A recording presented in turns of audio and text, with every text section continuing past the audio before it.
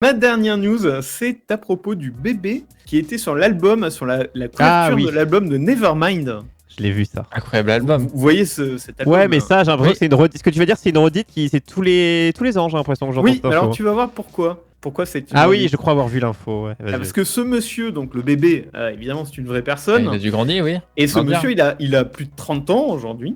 Et il s'appelle Spencer Eldon. Et figurez-vous que la célébrité qui est vraiment l'a fait connaître sur la Terre entière, en fait, la Terre entière a vu son pénis, lui en tant que bébé, mais lui en tant que bébé nu surtout, est très célèbre. Et c'est surtout ça que Spencer dit avoir été traumatisé à cause de ça. Il dit que psychologiquement, ça l'a démonté. Ouais. Et donc, l'année dernière, il a attaqué, et c'est là que tu avais sans doute vu la news, l'année dernière, il a attaqué Nirvana pour exploitation commerciale d'images à caractère pédopornographique. Ah oui. Ah oui. Et donc, autant exploitation d'images, je comprends, mais pourquoi il est tout nu. Ah bah parce que parce que c'est plus d'argent. Il a demandé 150 000 $ de dommages d'intérêt. Le problème, vois-tu, c'est que le juge, il a été obligé de dire que les faits étaient prescrits l'an dernier. Donc ça a repoussé sa plainte. Mais surprise et retournement de situation, et c'est pour ça que j'en reparle, il s'est passé quelque chose qui lui a permis de déposer une nouvelle plainte. Et pour la même chose, en fait, la même plainte, mais à nouveau. Ouais. Pourquoi ?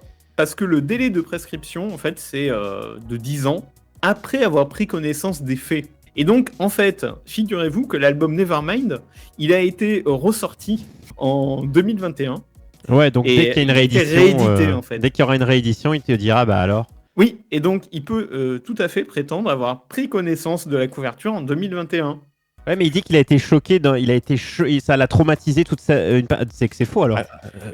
L'album Nevermind, c'est un des 10 albums de rock les plus vendus de toute l'histoire. Et là, c'est sûr que ça va être. Tu peux pas dire ça a traumatisé mon enfance, mais je l'ai découvert l'année dernière. Ça marche pas ça.